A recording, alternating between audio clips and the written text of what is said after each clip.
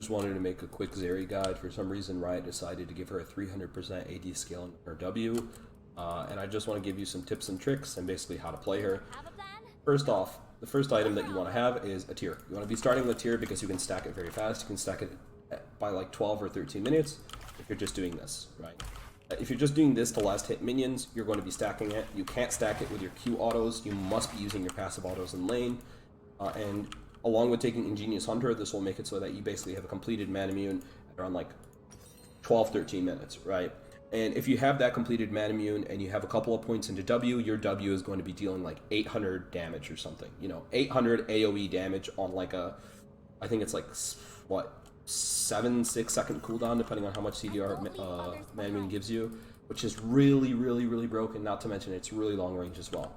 Right, so that's the first tip. Start tier, stack it by CSing it, by CSing your minions with it, right?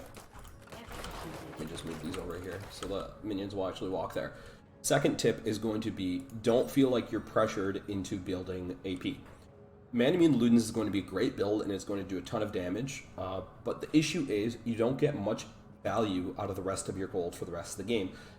Building an item like Void Staff gives you a ton of value, sure, but there's going to be a drop off in your damage, and the reason why is because it's only a 70% scaling, right? And you want to be building AD items instead. And I just want to show you guys real quick how you should be just CSing in lane, just spamming it on the minions. Zeri's passive auto has an execute amount, an execute threshold, so even though it deals 10 damage sometimes, when they're below a certain threshold, it will execute them, right? So it's super easy to CS. You shouldn't be missing much CS with this champion, especially because she has a pretty long range Q, clean up any CS that you miss. Okay, so that's basically what you want to be doing. But what I wanted to go over was, you know, alternative builds and what you should be building. I think that some of the greatest value items on Zeri, I'll just mention them and you can decide what's best, and then I'll give you my opinion at the end. Sork shoes are probably best boots that you could go on her. Luden's a great item on her. Void Staff, Shadow Flame, Horizon's Focus, all great items on her. With that being said, shifting to more of the 80 items, you still want to be going Sork boots with these items. Divine Sunder is a great item on her.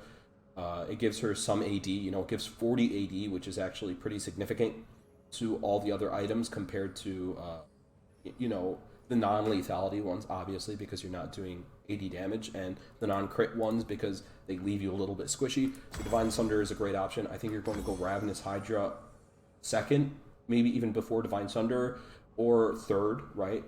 Trying to decide which one of these you should go second. The Sheen passive makes it so you really, really want to be building Divine Sunder, and then any items that give you a high amount of AD, right? Realistically, you could build any of these items except pretty much Seralda's, but any of these items that give you a good amount of AD is going to be good, because remember, your W has a 300% AD scaling now. It's normally 150, but when it hits through a wall, it crits for, you know, 300% essentially, right? And that's going to be dealing magic damage, so you want to secure the pen with your Sork boots. Same thing with her R, it has 80% AD scaling, so don't worry, you're not going to miss damage on your R, and you're going to have damage on your Q, right? Which is nice, because with the other builds, you're not going to have a Sheen proc, you're not going to be able to really be able to consistently fight. If you decide to go AP, you're just going to be a W bot